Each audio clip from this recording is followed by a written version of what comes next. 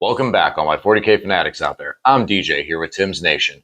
Today, I want to talk to you about some of the news that was dropped about the vehicles and how vehicles are going to look in 10th edition.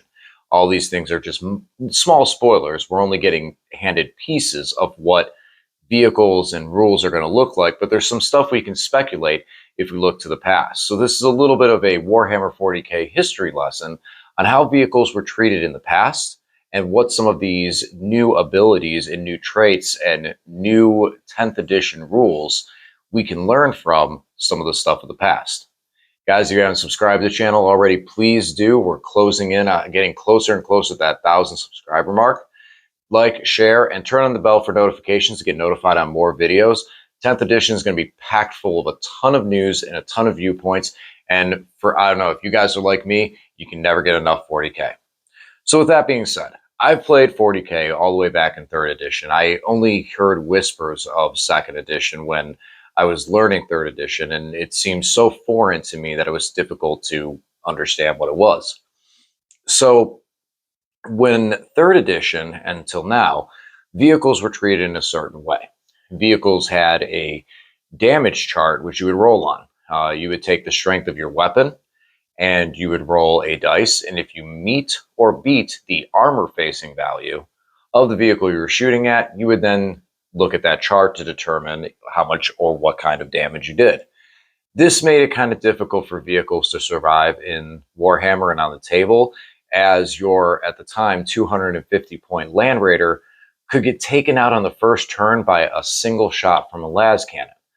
A lot of vehicles fell this similar way.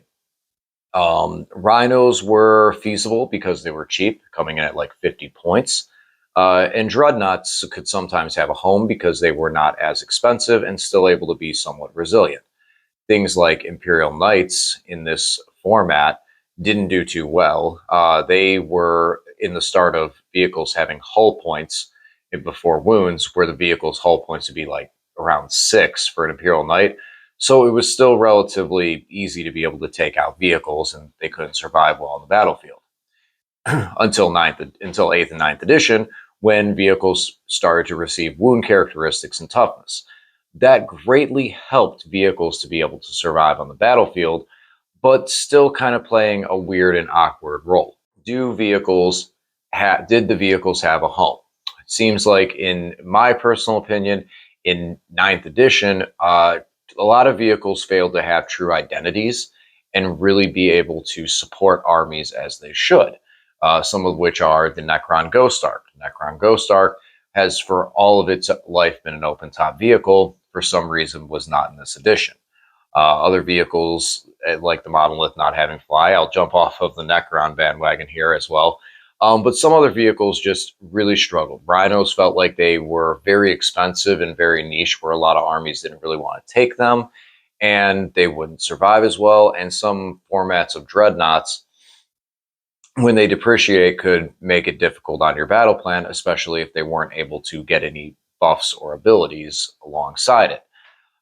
It made it difficult as well with some of these vehicles, because as soon as they got hit, they would start to depreciate, and you may not even be able to get a percentage of the points out of them when they're not hitting as effective or not able to do as much damage with certain weapons as they should have if you per se would have gone first. It seems like Games Workshop is kind of sees that point, and they're taking away a lot of the depreciation value. So now with your vehicles, you are going to have the same vehicle from beginning to end. In previous edition, that's basically how it ran. Now, the one thing that was a key note is that they did say that some weapons and things may actually have depreciation. There might be a factor of losing wounds and losing some power. And that goes back to what we saw pre-wound cap in previous editions, where they had kind of a damage table. So is this going to be the same factor? Are we going to see a damage table for vehicles? I don't think so. I think that certain weapons on certain vehicles, such as larger vehicles, may have depreciation if they lose certain wound caps. Things like, if you look at the Shadow Sword is a tank that is a giant cannon. That's one that might lose efficiency as it gets beat up. So there's something to be said with vehicles like that.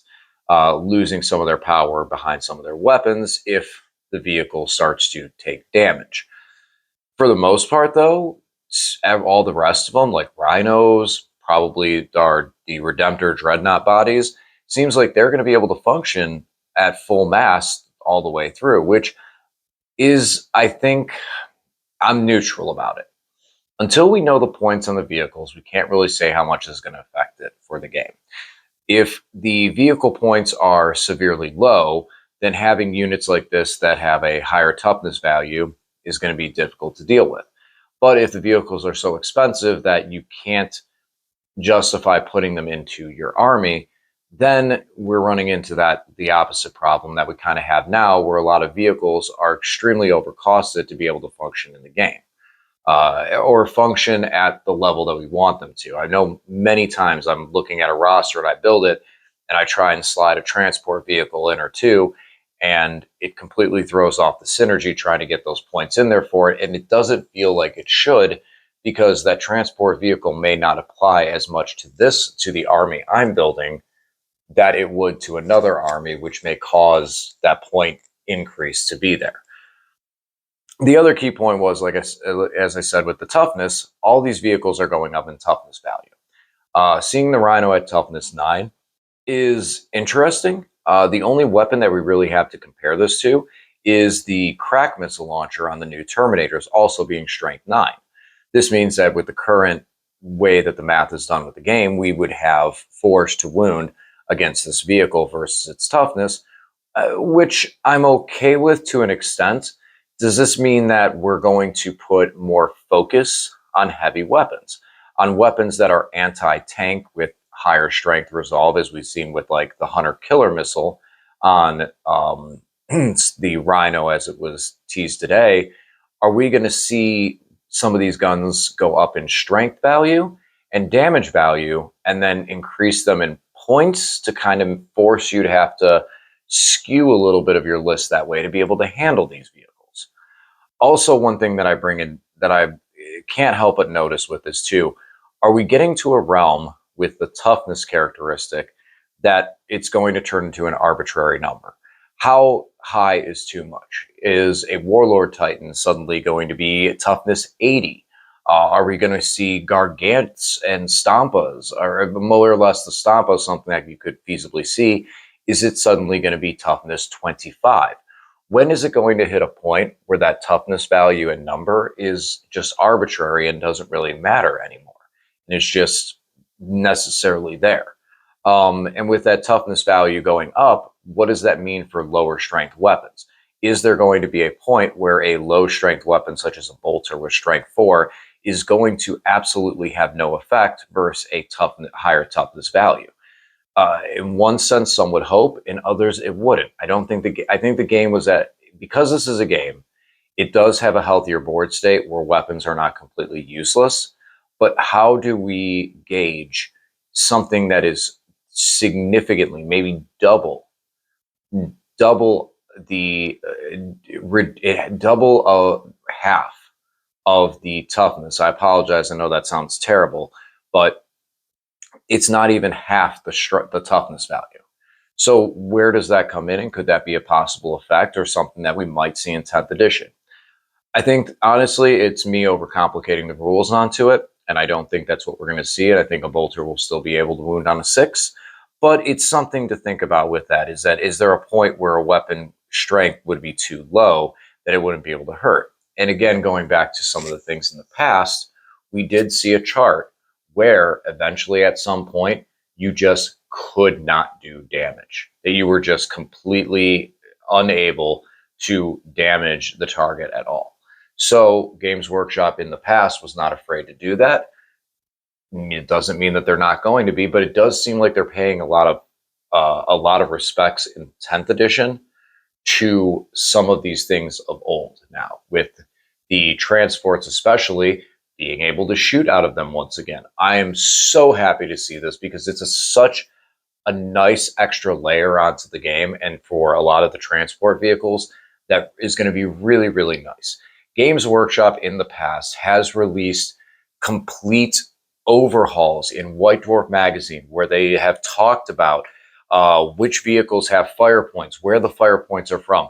This is something that somebody there is passionate about. They're very passionate about vehicles and being able to shoot out of them. So I don't think this is going to get messed up. I don't think this is going to be busted. Some of the things that are going to be nice, rhinos. Now, I know it says 2 units can fire out of it. I'm wondering if they meant that for 2 models. Games Workshop has misspoke and misinterpreted rules in the past on some of their battle reports. And no disrespect to them, accidents happen. But could this be another one of the accidents where it wasn't meant to be 2 units, but it was meant to be 2 models? Since old editions, that was how many could fire out of a Rhino, was 2 models. So that's a thought that I have in there too.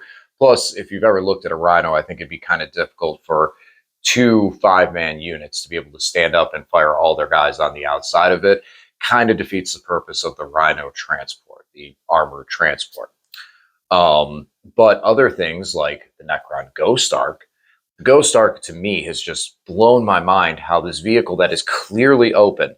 Yes, I get the fact that the warriors are like this, the warriors are like this, crossed armed into it and recharging or reanimating or whatever it is they may be doing. But for so long, the Ghost Arc, you were able to shoot the 10 warriors out of it. And it was so cool. And it gave such a unique extra effect to the Ghost Arc. And I'm sure some Dark Eldar players can concur that being able to shoot with something like your Cowboy Warrior squads out of there gives a really cool layer to the pirate style theme of Dark Eldar. While the Necrons don't have necessarily a theme that is 100% for that, it does boost to the Gauze weapons that they use. And it just really gives that Ghost arc, this boat that's carrying all of these warriors. It gives it so much more flavor and so much more purpose. So I'm really, really happy to see that we're going to be looking at stuff for fire points. Things that probably are not going to get these fire points or these be able to shoot out of are things like Land Raiders. Land Raiders don't have one of those access panels. They have an access panel for as an assault vehicle where they have that front passage door, but they don't have fire points from them where a squad could generally shoot from. Devilfish don't have fire points where they can shoot from. Grav tanks do not have fire points that they can shoot from, specifically Falcons and Wave Serpents. Those are things that do not have built-in fire points. Razorbacks, immolator tanks do not, because they have a gun on top.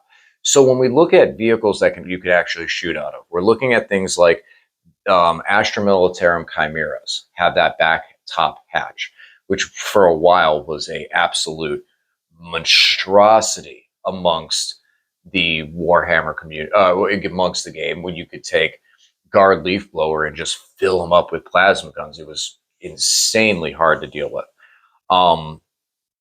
But yeah, like, so you don't look at every single vehicle and go, this is going to be insane if all these can shoot out of it.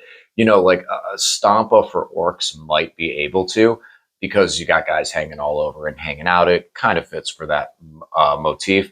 But orc battle wagons, you know, these are now reasons, like if you take an orc or battle wagon and you put an ARD case on it, now you're covering that up and it's no longer open, so you can't shoot out of it. But now you boost the armor. Or you can take it without that ARD case, and now it's you guys can shoot out of it. And that's going to be a whole nother layer of effect. To be able to crash orc boys in there might give a reason to take orc boys, because you can fill them in a transport and mow things down. So these vehicle rules and a lot of this stuff that we're seeing with 10th edition really looks like they're going back to old rules and maybe trying to bring older gamers back in, or just looking at what has worked in the past that they necessarily didn't want to give up on.